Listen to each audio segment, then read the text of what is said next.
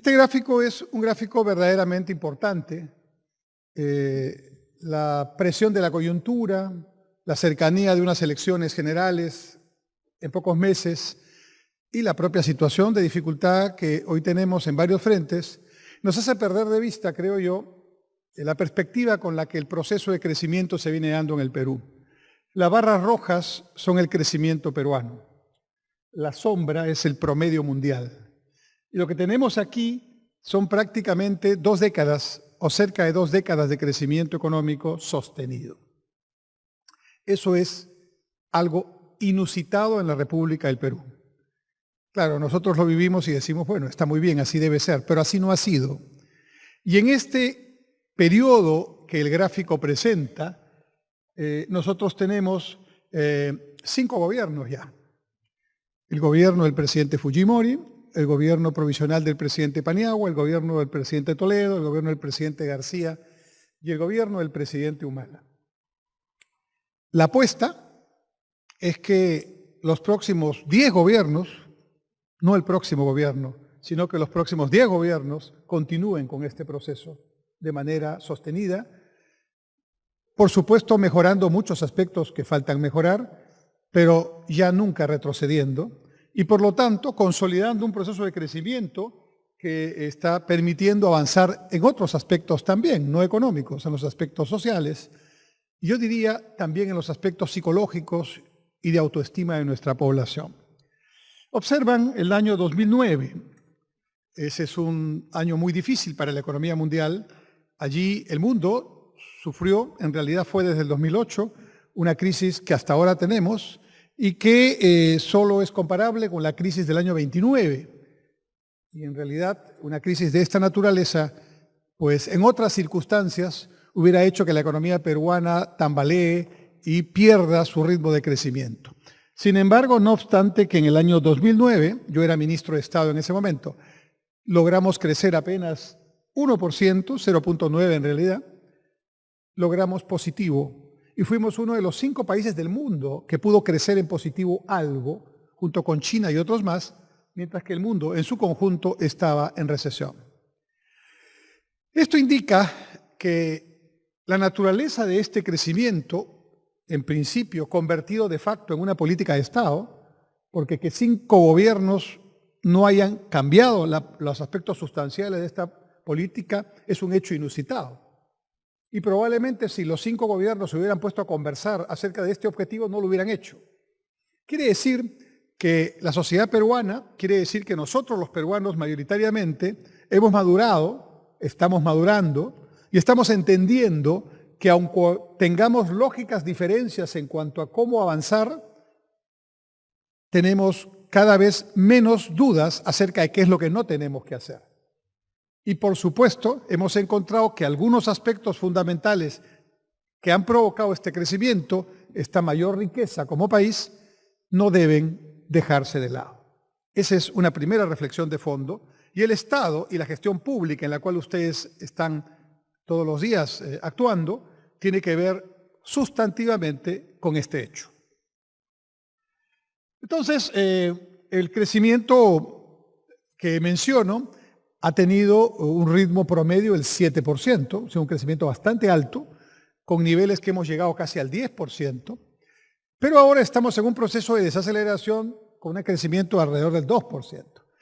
Claro, crecer al 7% promedio y bajar al 2% es un asunto que duele. Se pierden muchos empleos, se precarizan muchos de ellos, se disminuyen los ingresos, se generan menos recursos de canon, los municipios, las regiones tienen menos disponibilidad de hacer obras y en general el sector público tiene pues una tarea de trabajar con menos recursos aún. Sin embargo, a mi juicio, la circunstancia por la cual se produce la desaceleración tiene que ser atribuida en parte, lógicamente, a la situación de la crisis internacional, caída de precios de materias primas, etcétera, pero en parte también a lo que en los últimos años lamentablemente ha ocurrido en el país, en el sentido que no hemos tenido la capacidad de manejar la política pública con un claro componente contracíclico y sobre todo con medidas oportunas y con seguimiento adecuado.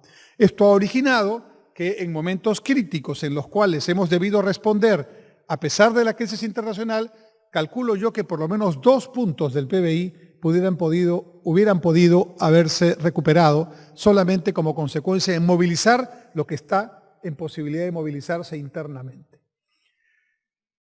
Hay que destacar también que este crecimiento se da con baja inflación y felizmente ese es un tema en el que mantenemos la prudencia.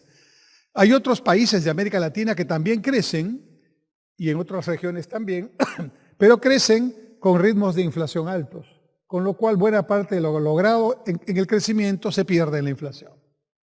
Entonces, un objetivo fundamental de los próximos 10 años es retomar el ritmo de crecimiento de por lo menos, yo diría, en un primer momento un 5% y en un segundo momento retomar el crecimiento del 7% promedio anual. Esa debe ser una meta donde no debe haber diferencias de ningún tipo, ni partidarias, ni ideológicas, y hay que trabajar todos para lograr ese objetivo, que ya sabemos es un objetivo que cualquiera sean nuestras diferencias, logra que avancemos todos en el proceso de crecimiento. El tema fundamental, que sí me parece no está tan claro para algunos, miremos Conga, miremos Tía María, miremos el lote 192, como 3 casos donde no parece estar claro el asunto, es que este crecimiento no se da por un dispositivo legal o por una acción administrativa. Se da porque hay un fuerte proceso de acumulación basada en la inversión. La inversión es la única manera de generar un crecimiento sostenido. No hay otra. No se puede lograr con una varita mágica, con un buen discurso o aún con una buena ley. La inversión es la única manera de conseguir un crecimiento sostenido. Y la inversión aquí, en la China, en Kuala Lumpur o en Lima, tiene la misma lógica. Tiene que tener espacios adecuados para desarrollarse y marcos regulatorios y de previsibilidad y de certidumbre durante el tiempo de su maduración. En otras palabras, nadie invierte si tiene el temor de que pueda invertir y perder su capital. Y aunque la inversión siempre supone un riesgo, ese riesgo todo inversionista lo trata de, por lo menos, disminuir en la medida que pueda. Y si nosotros creamos condiciones para que esa inversión, la inversión grande, la pequeña, la inversión extranjera o la inversión peruana, todas tienen la misma lógica. No se necesita ser extranjero para saber manejar una inversión y el riesgo. El ambulante también invierte su pequeño recurso de capital. Y todos necesitan tranquilidad en el periodo de inversión. Y todos necesitan reglas de juego claras. Y todos necesitan previsibilidad. Y todos necesitan estabilidad, no solo económica, sino social y política para poder desarrollar esa inversión. Entonces, con esa lógica, este gráfico quisiera que ustedes lo reflexionen. Poco se menciona esto que voy a decir. El concepto técnico de la macroeconomía, de las cuentas nacionales, se llama inversión bruta fija, el total de la inversión. Varios de ustedes manejarán este concepto diariamente. Históricamente, la inversión bruta fija, ¿no?, es fundamentalmente una inversión que proviene de la actividad privada. Dicho de otro modo, más o menos, en promedio, del total de la inversión que ocurre históricamente en el Perú y sin la cual no hay crecimiento, ya dijimos, el 80% es inversión privada y apenas el 20% es inversión pública. Repito, del total de la inversión que se requiere en el Perú para el crecimiento, el 80% es inversión privada y el 20% es inversión pública. Por lo tanto, ustedes que hacen gestión pública tienen que saber que la posibilidad de poder hacer lo que desean hacer como política pública solo puede, con recursos públicos, cubrir la quinta parte de lo necesario. Repito, con los recursos que disponemos, solo podemos hacer, en el mejor de los casos y trabajando con gran eficiencia, la quinta parte de lo que necesitamos. Las otras 4/5 partes las va a hacer el sector privado. Y cuando me refiero al sector privado, no solo estoy pensando en Yanacocha, Buenaventura, Telefónica o Southern. Estoy pensando también en los miles de pequeños y medianos empresarios que tiene el Perú y, por supuesto, en las empresas medianas y grandes del Perú también. Allí está ese porcentaje. Entonces, si no entendemos esto, siempre vamos a estar en el error de pensar que cuando nos falta un recurso, que lo dé el Estado. Que cuando tenemos cierta necesidad, que el Estado lo resuelva. Ese Estado, como permanente generador de recursos, ese no existe. Ese está en el imaginario, pero no es posible que el Estado cubre el 100% de nuestras necesidades. No lo cubre. Y ahí está la estadística claramente que lo demuestra, pero hay que estudiarla, pues. Entonces, el trabajo desde la función pública para aquellos que todavía tienen la peregrina idea de que el Estado debería dedicarse a todo, solo puede cubrir eficientemente, y si lo hace bien, porque si no hace mal tampoco cubre, ni siquiera eso, la quinta parte de lo necesario para la satisfacción de nuestras necesidades. Muy importante esta reflexión. Si no la entendemos, vamos a seguir discutiendo. Ahora va a venir, espero, un debate programático a propósito de las elecciones. Creo que un poco hartos de las noticias que tenemos todos los días, que las instituciones fiscalizadoras hagan su trabajo, pero ahora queremos que todos los que quieren honestamente presentarse para ser gobierno, que nos digan qué van a hacer y que nos digan cómo van a manejar, por ejemplo, los recursos públicos, pero que también que nos digan cómo van a promover la inversión privada. Porque si solo manejan los recursos públicos, repito, solo podrían manejar la quinta parte de lo que necesitamos. Si alguno de ustedes considera que esta afirmación que estoy haciendo y estos números que estoy presentando son o una novedad o están sujetos a una discusión, y por supuesto siempre lo pueden estar, estúdienlos. Esta es la realidad.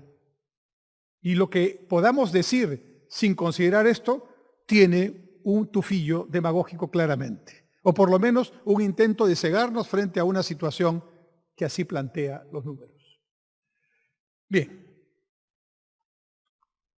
Sin embargo, dentro de este contexto, este crecimiento que mencionaba y del cual nos debemos sentir muy orgullosos porque todos somos parte, no es un tema de un gobierno, son varios gobiernos, pero ni siquiera es una acción solamente de los gobiernos. En realidad este crecimiento lo hemos generado nosotros, con nuestro sacrificio, con nuestro trabajo o con nuestro ahorro o con nuestro desahorro, en algún momento con nuestra espera. Pero digo que la otra cosa importante es que, y eso tiene que ver directamente con el tema que los convoca a ustedes, es que este crecimiento de casi 2 décadas ha tenido entre una de sus características un manejo de las finanzas públicas muchísimo, subrayado el muchísimo, más responsable que el que se tenía en décadas anteriores, con criterios de responsabilidad fiscal, con un proceso de manejo de pasivos externos que han manejado varios gobiernos y que ha consistido fundamentalmente en cambiar la estructura de la deuda y sus plazos. Ese manejo de pasivos externos ha permitido que la deuda como porcentaje del PBI baje sustantivamente, como ven en el gráfico de la derecha, y que los ingresos tributarios crezcan, aunque todavía deben crecer un poco más, pero sobre todo que la presión, digamos, de la deuda sobre el PBI disminuya sustantivamente. Frente a otros países como Venezuela, en grandes problemas hoy día, y aún en otros países como el propio Brasil, este ratio deuda sobre PBI es un ratio que no está en esta condición. Debemos cuidar ese manejo. Y por esa razón, y porque estamos trabajando con responsabilidad fiscal y otros aspectos yo llamaría de madurez en el manejo económico, o en el manejo de la política económica, la comunidad internacional nos ha dado el grado de inversión, el investment grade. Y al darnos el investment grade o el grado de inversión, nos está calificando como un país que no solamente es un país interesante para invertir, sino que es un país donde vale la pena arriesgarse para invertir. ¿Qué ganamos con el grado de inversión? Ustedes, todos. ¿Qué ganamos cada uno de los peruanos? La tasa de interés, que es un concepto que ustedes conocen, tiene para su definición en el porcentaje que corresponda 3 componentes. El primer componente de la tasa de interés es el costo del dinero. Eso no lo manejamos, eso depende del mercado. Eso depende si la Federal Reserve en los Estados Unidos toma la decisión de subir o bajar la tasa, depende del costo del dinero, de la inflación y otros aspectos. Entonces, el primer componente de la tasa de interés es el costo del dinero. No lo manejamos, es una variable exógena a nosotros. Lo segundo es el costo del spread bancario o el costo de la intermediación, es decir, lo que nos cobra el intermediario financiero para hacer una operación. Gastos administrativos, gastos de bancarización, etc. Ese es un tema que tampoco manejamos y que no es un tema que sea, digamos, un asunto que tenga mucha dispersión. Pero el tercer componente de la tasa de interés es el riesgo país. Y un país que tiene grado de inversión baja tremendamente su riesgo país, su riesgo político. Y al bajar el riesgo político, la tasa de interés final que podemos tomar disminuye sustantivamente 3, 4 puntos. O sea, lo que todos los peruanos hemos ganado por hacer este esfuerzo es que la comunidad internacional rebaje el costo del dinero para Perú. El riesgo Perú es menor. Y como el riesgo Perú es menor, cuando tú que has estudiado proyectos sabes que evalúas un proyecto mirando la tasa interna de retorno, ¿correcto? Y la comparas con el costo de oportunidad de tu inversión, que no es otra cosa que la tasa de interés promedio, este costo de oportunidad va a tener mayor posibilidad de ser rentable porque la tasa aquella va a ser más baja, porque el riesgo político bajó, porque eres grado de inversión y porque estás tomando estas medidas. Entonces, cuando ustedes trabajan en su día a día en la gestión pública y contribuyen a sostener este proceso, no solamente están haciendo una tarea puntual, micro, muy adecuada, están contribuyendo a que la sostenibilidad del proceso sea una sostenibilidad en el tiempo adecuada y que sea para más peruanos. Ahí está el grado de inversión. Ahora estamos con Chile y México liderando el ranking latinoamericano y si nosotros continuamos en este proceso vamos a pasar a Chile y México sin duda por el potencial que tenemos. Bueno, estos recursos públicos han servido para que nosotros tengamos una cantidad importante de dinero. Miren cómo creció el presupuesto solo del Ministerio de Transportes y Comunicaciones, que es el que ejecuta la mitad del presupuesto de inversión pública del Gobierno Nacional, en una serie de obras de infraestructura, carreteras, etc. Y obviamente esto hizo que se pudieran desarrollar importantes obras de infraestructura y por supuesto faltan muchas. El déficit de infraestructura dice AFIN que es de 90.000 millones de dólares. El déficit de infraestructura dice ese plan que es de 125.000 millones de dólares. Y yo digo que está arriba de los 180.000 millones de dólares, porque yo estoy considerando las obras grandes que necesita el Perú, como el tren de la costa, como los trenes de cercanía que necesita Lima, y que obviamente hay que considerarlos también.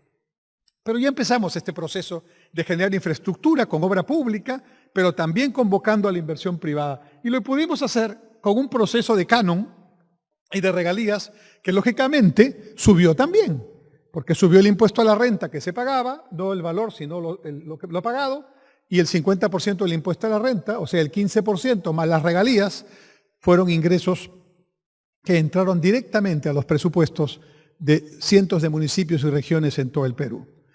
Este proceso virtuoso ha permitido que en los últimos 20 años podamos tener claramente un proceso diferente al que habíamos tenido anteriormente, cíclico, de subidas y bajadas bruscas, de falta de previsión, de imposibilidad de tener un periodo de previsión más allá de un año. Ahora hablamos de 5 años, de 10 años, empezamos a hablar de 20 años. Eso es nuevo en el Perú, porque en el Perú el largo plazo no pasaba de un año por muchísimo tiempo. La república fue a lo largo de buena parte de nuestra historia una república de sucesivos cambios y cambios para mal, sucesivas situaciones de incertidumbre y nunca tuvimos la posibilidad de hacer un proceso, digamos, virtuoso como el que estamos experimentando. No es un proceso perfecto, tiene defectos, hay que mejorarlo y básicamente una de las mejoras tiene que ver con el Estado, pero de ninguna manera hay que cambiar el curso del camino. Al contrario, hay que, superando las dificultades, hay que fortalecerlo, acentuarlo y profundizarlo. Entonces, yo sostengo que lo que hemos aprendido en estos 20 años es más o menos lo siguiente, permítanme esta reflexión. Los peruanos, consciente o inconscientemente, académica o prácticamente, empíricamente, hemos aprendido que para que haya crecimiento sostenido tiene que haber inversión. Lo que le estoy agregando yo es que la inversión es fundamentalmente privada y también pública, pero fundamentalmente privada. Ese es el punto que he agregado en esta charla. Pero hemos aprendido que la inversión fundamenta el crecimiento. Cada vez hay menos personas, todavía las hay, que dicen no me importa si hay inversión, pero que el Estado ponga la plata, ¿no? Cada vez hay menos personas que dicen no me importa qué pase en los próximos años, hay que hacer esto, ya después se verá. Ese tipo de decisiones que en la República del Perú han estado siempre presentes son las que ahora estamos pagando como consecuencia de esa irresponsabilidad, de esa falta de previsión o de esa despreocupación, desinterés por el mañana y por la característica sostenible de lo que hay que hacer. Inversión que crea con el crecimiento, perfecto. Y el crecimiento es el único que puede generar empleo con derechos. Si a una familia peruana promedio ustedes le preguntan qué es crecimiento, no te va a hacer este gráfico, pero te va a decir, mira, hace varios años que en la casa tenemos ya 2 personas que trabajan y acaba, digamos, uno de ellos dejar de trabajar, eso es lo que puede estar pasando en este momento, ¿no? Éramos 3 y el ingreso familiar creció y hemos podido incrementar nuestra capacidad de gasto hacia ciertos objetivos que la familia consideró necesario. No necesitas ni ser economista ni haber estudiado gestión privada o pública para contestar eso. La familia sabe cuándo está avanzando y cuándo está retrocediendo.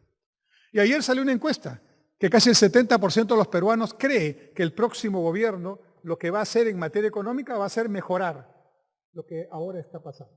Intuye bien, porque no sé cuál será el resultado. Pero de las 3 fuerzas que aparecen primero en las encuestas, si esa es la fotografía que se mantiene, las 3 tienen la posibilidad rápidamente de salir de esta desaceleración y creo que eso es una buena noticia para el Perú. Hace 5 años no había esa certidumbre. Una de las propuestas que felizmente no hizo lo que prometió, decía que iba a hacer lo contrario, ¿no? Hoy día, por lo menos no he escuchado a nadie que diga lo que hay que hacer es dejar de crecer y hay que apostar por el Estado. Seguramente habrá alguna posición, pero el grueso de la población no está en ese mensaje.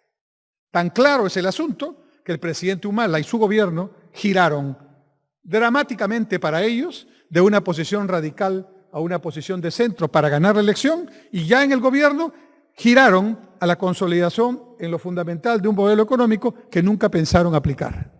¿Por qué lo hicieron? Porque se dieron cuenta que la población mayoritariamente entendía que ese era el camino y que es el camino. Muy bien. Hemos aprendido también, porque las cifras están, que cuando tenemos este proceso disminuye la pobreza. Ahora viene una discusión, los peruanos siempre tenemos esa característica, ¿no? Nos gusta discutir.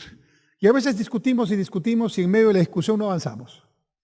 Ahora están algunos discutiendo que ese método para medir la pobreza no es el adecuado. Bueno, muy bien, yo admito, además soy un académico esencialmente antes que político y antes que economista, y por lo menos estoy acostumbrado a los debates abiertos, sin ningún tipo de sesgo, ningún tipo de filtro.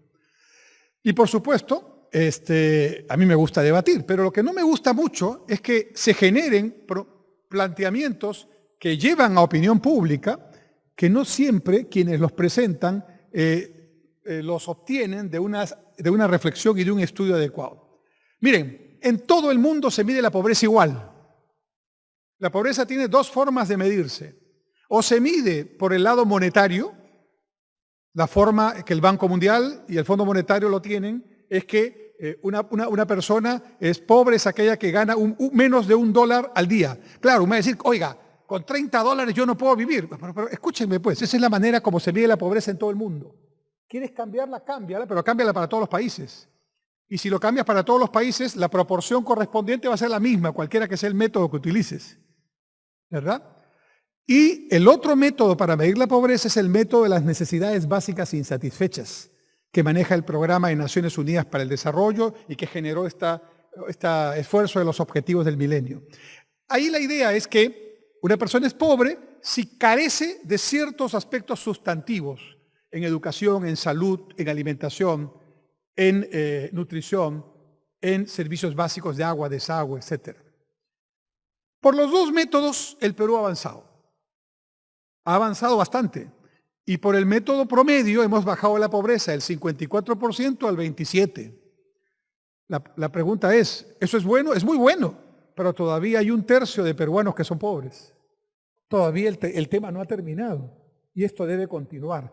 Pero las políticas públicas para bajar la pobreza en los próximos años no solo deben mantener el crecimiento y mejorar aquello que haya que mejorar, sino ya no pueden solamente continuar, escúchenme bien, con los programas sociales tradicionales para bajar el 27% de pobreza que falta. Se los dice una persona que ha trabajado en diversos momentos en la gestión pública y que ha tenido el privilegio de trabajar en el lado de la infraestructura, en vivienda, en construcción y en saneamiento y en transportes y comunicaciones. Conozco bastante el tema y puedo afirmar con toda seguridad que lo que viene por delante ya no es programas juntos, por supuesto que sigue el programa juntos mientras se pueda, ¿no? Y los programas de transferencia condicionada, etcétera. ¿Saben por qué? Ese 27% de pobres que queda, que no es poco, pero no es el 54% que teníamos hace 20 años, ese 27% está distribuido de una manera caótica en el Perú. Hay más de 18.000 centros poblados menores en el Perú y cada centro poblado tiene 300, 400 personas como población. Y está distante del otro centro poblado 7, 10 kilómetros.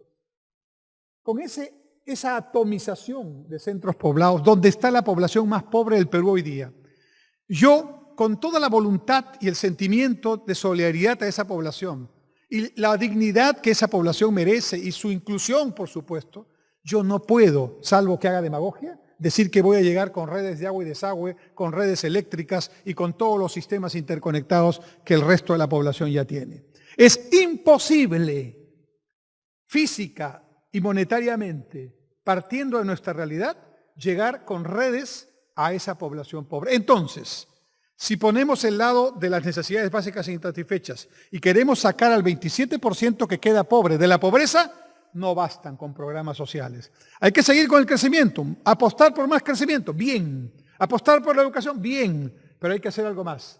Hay que, por primera vez en el Perú, y ese es uno de los grandes desafíos de los próximos gobiernos, no es el tema que están discutiendo ahora, no. El gran desafío, o uno de los grandes desafíos de los próximos gobiernos, 5, 6, 7 gobiernos por delante, será establecer una política, ojalá consensuada, de acondicionamiento territorial. Tenemos que ponernos de acuerdo cómo nos organizamos territorialmente en el Perú. Nuestra historia de organización territorial es un desastre. Los antiguos peruanos tenían sabiduría para manejarse en el territorio peruano. Complicado geográficamente, pero ellos con gran sabiduría de esa complicación obtuvieron una oportunidad. Aprendieron a hacer agricultura en pendientes con los famosos andenes. Nos enseñaron brillantemente cómo articular el Perú. Yo he sido ministro de Transportes. Con gran esfuerzo hemos trabajado casi 10.500 kilómetros entre nuevos, rehabilitados, mantenidos y concesionados. Y todavía tenemos 7.000, 8.000 kilómetros por delante por hacer y otros más por desarrollar, por lo menos con mantenimiento. ¿Y saben qué? Ni siquiera llegamos a lo que los antiguos peruanos habían logrado. El Capañac o el famoso Camino Inca no era otra cosa que la integración física del territorio peruano. Ustedes dirán, sí, pero no había vehículos, no había internet. No había, pues, pero ustedes creen que los antiguos peruanos, si tuvieran internet, no hubieran hecho mucho más de lo que estamos haciendo nosotros con el internet. Claro. El Perú estaba conectado, no solo el Perú, todo el ámbito al que llegaba el Imperio Incaico y antes. Nuestros pueblos estaban conectados físicamente. El Inca podía recibir en 2 días desde el Cusco, encargos que él hacía cuando estaba en sus baños de Cajamarca. Y si los incas no hubieran tenido el proceso de división que hábilmente Pizarro sostuvo con los curacas y la división de los hermanos, ¿no? Huáscar y Atahualpa. Si no hubiera tenido eso, los españoles no los hubieran conquistado. O hubiera sido mucho más difícil. Porque un ejército de 100.000, de 200.000 efectivos del Imperio Incaico no podía ser diezmado por 300, aunque vinieran con caballos y con rifles, que eran nuevos en esta zona. Lo que nos terminó de conquistar fue la división de los peruanos, no la habilidad de los españoles. En todo caso, la habilidad para usar la división a favor de ellos fue lo que logró la conquista. Pero ese territorio estaba integrado. Los españoles lo desarticularon, porque en lugar de mantener la integración física que tenía un correlato social, económico, político, demográfico, inteligente, de uso racional del territorio, nos cambiaron el esquema por un acondicionamiento territorial extractivo para hacer allí el camino para donde haya que sacar el mineral para llevárselo a la metrópoli. Y rompimos el esquema en la naturaleza que dice que hay que seguir la cuenca y nos hemos metido en una trampa donde no solamente no seguimos la cuenca, sino que nos metemos a vivir en la cuenca. Y cada vez que hay un desastre natural, un deslizamiento, las mismas familias tienen los mismos problemas, porque incluso hemos alentado y dado títulos de propiedad para que esa población se asiente en lugares donde nunca debió estar. Y entonces tenemos centros poblados pequeños con mucha población pobre a la cual no puedo llegar con los servicios y tengo otras poblaciones que están ubicadas contra la naturaleza y contra lo que Dios debería decir: a Dios rogando y con el mazo dando, ayudándolo para que nos ayude, pero aquí le estamos generando muchos problemas al Señor para que nos pueda ayudar, porque hacemos lo contrario que la lógica dice, alentado por políticas públicas irresponsables, que permiten que las familias se ubiquen dentro de las zonas del derecho de vía, y por eso hay que expropiar para hacer una carretera, cuando nunca debió estar ni el grifo ni la familia ahí, nunca. Debió pensarse cómo deberían en su momento ir a ciertas zonas donde debieron estar dignamente, pero no ocupando otros territorios. Ha llegado el momento de tener una política seria de acondicionamiento territorial. Que la población se mantenga arriba de 4.000 metros, pastando sus ganados, haciendo lo que quieran en sus chacritas. No hay problema. Pero si quiere mejorar su vida, que baje a dormir a 2.800 y ahí le ponemos una ciudad intermedia. Y en esa ciudad intermedia, planificadamente, le ponemos agua, desagüe, luz, internet, teléfono, le ponemos su centro de salud, su colegio, su comisaría y su Banco de la Nación. Ya está. ¿Ustedes creen que no van a bajar? Claro que van a bajar. No les vamos a quitar sus terrenos de arriba, que sigan trabajando en el día ahí, pero que bajen en la noche a dormir con servicios y mejoren su calidad de vida. Ahí bajamos el 27%. Porque ya no es posible seguir generando políticas de electrificación rural o programas de saneamiento rural que llegue a tanta población. Entonces, hemos bajado la pobreza, hemos algo disminuido la desigualdad. La pobreza baja con el crecimiento y con estas políticas que digo, pero la desigualdad es más difícil porque es la brecha entre los que más tienen y los que menos tienen. Y el punto de partida en la brecha es tremendo. Es como cuando se corre una carrera, ¿verdad? Cuando se corre una carrera de velocidad, ustedes saben que los atletas no se ponen, cuando tienen que dar la vuelta a todo el estadio, no se ponen rectamente, porque si no algunos estarían en ventaja sobre otros, ¿verdad? Se ponen en diagonal, para que todos corran en la misma distancia. Bueno, lo que ha pasado es que el punto de partida en nuestra política de crecimiento es tremendamente desigual. Unos han dado ya 3 vueltas y algunos están partiendo recién. Entonces lo que tenemos que hacer es achicar esa brecha. Y eso solo lo puede hacer el Estado con políticas adecuadas. Francis Fukuyama, el famoso ideólogo norteamericano, entusiasmado por la caída del muro de Berlín en los años 90, 89-90, sacó un libro que se llamaba El fin de la historia. Entusiasmado, dijo, se acabó la historia, se acabó la discusión, que viva el modelo liderado por Estados Unidos, ya no seguimos discutiendo ideológicamente citando a Hegel. Ese mismo Francis Fukuyama, hace unos años, acaba de publicar un libro que se llama El Nuevo Estado, donde reconoce su error, me pasé de entusiasta, ahora hay que construir un nuevo Estado. No es el mismo del anterior, cuidado, no es el que hace cosas que no debe hacer, pero es el que nunca renuncia a hacer lo que tiene que hacer y lo hace bien. Esa es la tarea en la que están ustedes inmersos y por eso me agrada estar aquí esta noche compartiendo algunas reflexiones para que las tareas del día a día en las que ustedes estén inmersos y desarrollando su esfuerzo permitan contribuir a alguno de estos temas a mejorar la situación. ¿Qué falta? O sea, 2, 3, 4 y 5, con las limitaciones que estoy mencionando, es el aprendizaje social en estos 20 años. Pero no es suficiente. Aparte de lo que hay que hacer, que ya mencioné, hay que apostar por uno, educación. Y la educación hay que meterle con todo, aprovechando que tenemos bono poblacional. ¿Saben qué es eso, no? Los países rara vez en su historia tienen un bono poblacional o bono demográfico. Significa que por un tiempo la población en edad de trabajar, la PEA, entre 15 y 64 años, es la mayoritaria. Tradicionalmente la PEA era el 30% de la población. Hoy la PEA supera el 50%. Esa circunstancia, los países que han tenido en su momento su bono, Corea del Sur, por ejemplo, le han apostado todo al capital humano de la educación. Y con ese esfuerzo han logrado que 2 o 3 generaciones, como se dice, la hagan mucho más que sus padres o sus abuelos. Eso es lo que tenemos que hacer. No solamente aumentar el presupuesto, hay que cambiar los conceptos vinculados a qué queremos de la educación. Una educación articulada al trabajo, una educación articulada a valores, ¿no? Por ejemplo, el valor del cumplimiento de lo que decimos, o el valor del cumplimiento de los tiempos, o el valor de la responsabilidad en el trabajo. En fin. La educación entonces es un pendiente. Eso no está avanzado, eso está muy débil y hay que mejorarlo. Yo recuerdo todavía a mis profesores de colegio y los recuerdo gratamente porque eran no solamente para mí eran unas personas inteligentes que trabajaban con nosotros, sino que yo los consideraba unos sabios. Eran personas que iban a enseñar, pero al mismo tiempo estaban haciendo cosas importantes.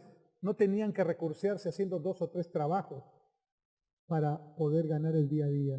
Los capacitaban cada verano. Mi madre fue profesora. Conozco bien este tema desde niño. Y luego esos maestros nos enseñaban y transmitían. Hoy día los profesores tienen serios problemas, empezando por su formación. Muchos de los institutos pedagógicos que hay en todo el país, lamentablemente, tienen perfiles de ingresantes que son los que no lograron ingresar a otras carreras. No es vocación solamente, sino tal vez necesidad porque no hay otra tarea. Y eso hay que corregirlo drásticamente. Pero bueno, la educación no solamente es eso, también es innovación tecnológica, innovación científica y tecnológica, un gran faltante en el Perú. No solamente tenemos que crecer sostenidamente, sino que para que ese crecimiento pueda seguir en el tiempo, generando más y mayor provecho para el Perú y los peruanos, tiene que haber innovación tecnológica. Es decir, tenemos que generar valor agregado, tenemos que generar nuevas formas de hacer las cosas con menos o con iguales recursos, y formas creativas, como los antiguos peruanos, de lograr resolver nuestros problemas. Y por supuesto, esto nos lleva a un desafío competitivo, que significa, como en los términos deportivos lo decimos, estar a la altura de otros países y no solamente mirarnos a nosotros mismos. Y esa altura es una altura competitiva de liderazgo. En nuestro país, en el mundo, hay un índice de competitividad que periódicamente se presenta y el Perú está a media tabla a nivel mundial en la competitividad. Y en América Latina, debajo de varios países. Ahí tenemos problemas en el Estado, tenemos problemas en la infraestructura, tenemos problemas en los trámites, tenemos problemas en la educación y tenemos problemas en la innovación, por mencionar los más importantes. Así que algunos de los temas que hemos conversado esta noche tienen que ver también con la competitividad. Y eso genera una retroalimentación, un feedback, como está en el gráfico, que tiene que generar un proceso virtuoso. En otras palabras, hemos avanzado, pero no es suficiente.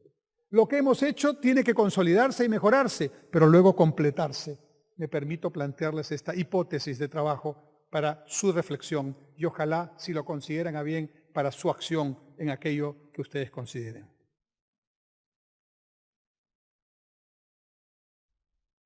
Este es el gráfico de pobreza.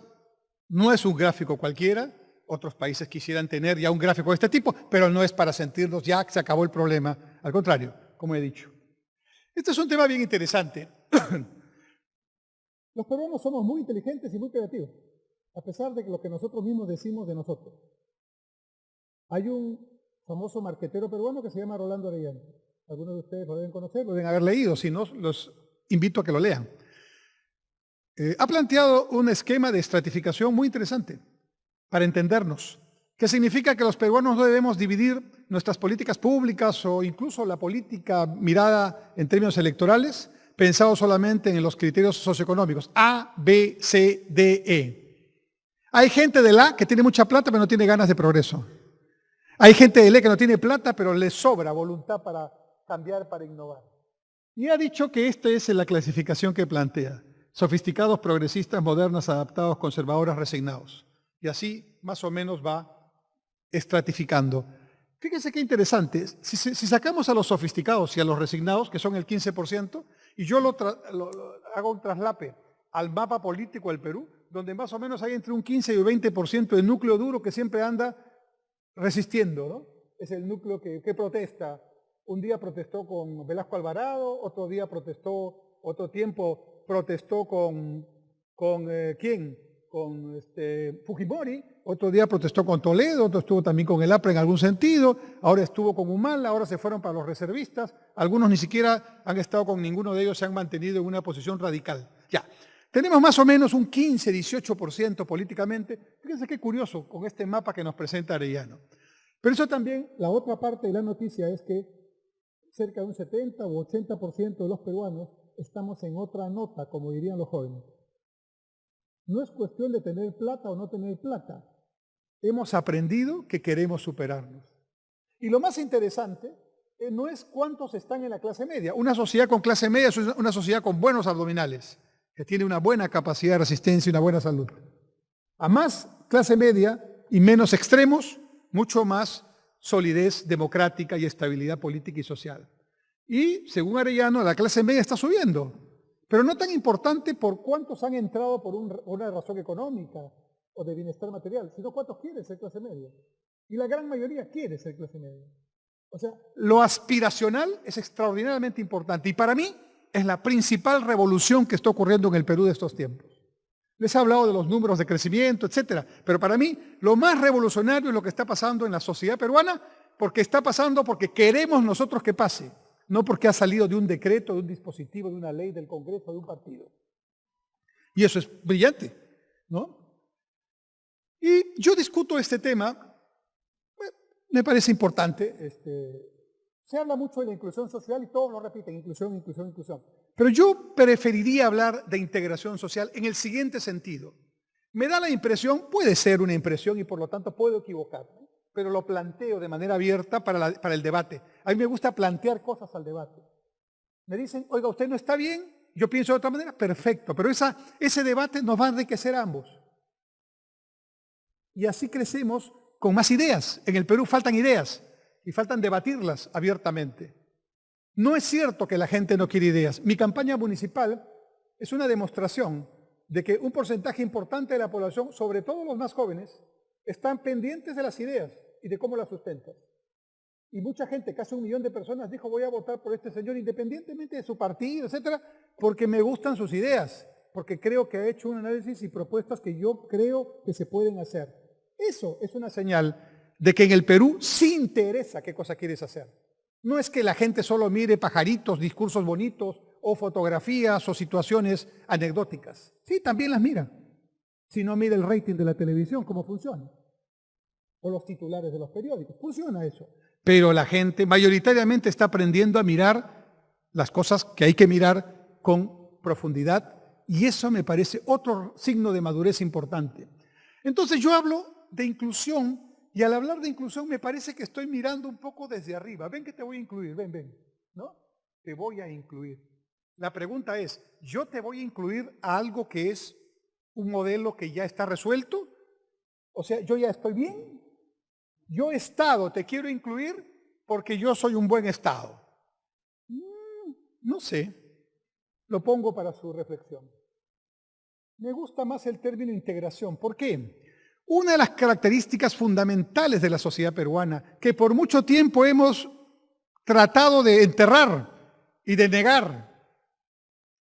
Nuestro inconsciente decía, no somos diversos, no estamos mezclados. Y ahora recién estamos empezando a valorarlo, a aceptarlo y a disfrutarlo. Eso es revolucionario. O sea, esos que son cambios largos, pero profundos, ya están pasando. Y hay muchos elementos que nos pueden decir eso. La gastronomía es uno de ellos. La gastronomía es un ejemplo de integración social, de autoestima alta. Porque todos o sabemos comer, tenemos buen paladar, o sabemos cocinar, o sabemos opinar sobre la comida. Y cuando yo voy a una mistura, o cuando entro a un restaurante, o como me hablan de tal plato, digo, a ver, déjame probarlo. Yo lo hago mejor. Y entonces, esa capacidad de decir, yo puedo, será muy chef ese, pero yo lo hago mejor, desde mi punto de vista, le da a la sociedad un verdadero sentido de participación, pero una participación plana, no de arriba hacia abajo. Gastón no dice, ven a ver, ven aprende cómo yo soy cocinero, chef, para que a ver si eres un Gastoncito o una Gastoncita más. No, se pone en el mismo nivel y se pone a aprender del otro. Del otro, ¿quién? El ambulante que está vendiendo ahí el plato en la calle. Y de ahí saca un elemento que lo convierte en un plato competitivo. O le dice, ok, vente a mi restaurante y vente a trabajar aquí. La saca de la calle agrimanesa y la pone agrimanesa en su propio local, ya no está en la calle con esos anticuchos tan extraordinarios. Entonces, plantea que las cocinas regionales deben ser, y el campo ahora el objetivo, porque si los agricultores no mantienen las diferentes y la diversidad de las especies que hacen la variedad en la comida, se acaba la comida peruana. La comida peruana es fundamental porque es sazón combinada, es mezcla pura, mezcla de todo, comida africana, comida árabe, comida japonesa, comida china, con especies peruanas y ya tu propio valor agregado. Eso es teoría competitiva. Cuando Porter dice que uno tiene que ser competitivo, no está diciendo sé igual que los demás, no, sé diferente, sé líder haciendo cosas diferentes. Aprende lo básico, que es no intoxicar al cliente, es no meterle comida que le suba los triglicéridos, no le dé una indigestión, pero cuando ya aprendiste eso, ahora demuestra lo que sabes. Y cuando demuestra lo que sabes, ¿qué cosa haces? Unos platos hermosos, extraordinarios, sabrosos, que valen pues, en lugar de los 5 soles que pagamos nosotros, 20 o 30 dólares. Y que los pagan los visitantes con mucho gusto, porque además lo merecen. Genera empleos, genera cadenas productivas, toda la teoría aplicada en concreto. ¿Qué pasó? ¿Fue un decreto? ¿Fueron el Congreso, el Acuerdo Nacional, que se pusieron de acuerdo en una constituyente? No. Habilidad de Gastón y de otros más, que nos han enseñado que eso que ya sabemos hacer, tenemos que hacerlo de una manera y ahora lo ha puesto en unas metas ambiciosas, tener franquicias, ser a través de la comida embajadores del Perú en el mundo, tener proyectos grandes, codearse con todos los principales chefs del mundo. Se acabó el problema de los complejos ahí. Todos queremos ser cocineros ya. ¿No? Muy bien, pero no solo es la cocina. Ahí está la música, ahí están los centros comerciales, ahí está la propia actividad productiva en muchos sectores. El textil confecciones, por ejemplo, es uno de ellos, la agroindustria es otro. Demostraciones de habilidad para aprender, sumar, mezclar y avanzar. El peruano es eso. Aprende, suma, mezcla, le pone su añadido y avanza. Nunca se olvida lo que aprendió, pero le añadió algo. Y ese concepto es el que ahora nos está permitiendo avanzar. Por eso Arellano nos habla de esa estratificación. Y por eso yo pienso que el concepto es más plano, integración social, donde yo me integro con el otro, pero él aprende de mí y yo aprendo de él también. Si tuviéramos ese concepto más humilde en las políticas públicas, no tendríamos tanto conflicto en nuestros países para hacer obras y para entendernos. Tenemos mucha dificultad para entendernos y para escucharnos, porque entre otras cosas todavía estamos en este proceso de reconocernos. Ya quisieran tener otros países, vecinos nomás, ¿no? Nuestra diversidad.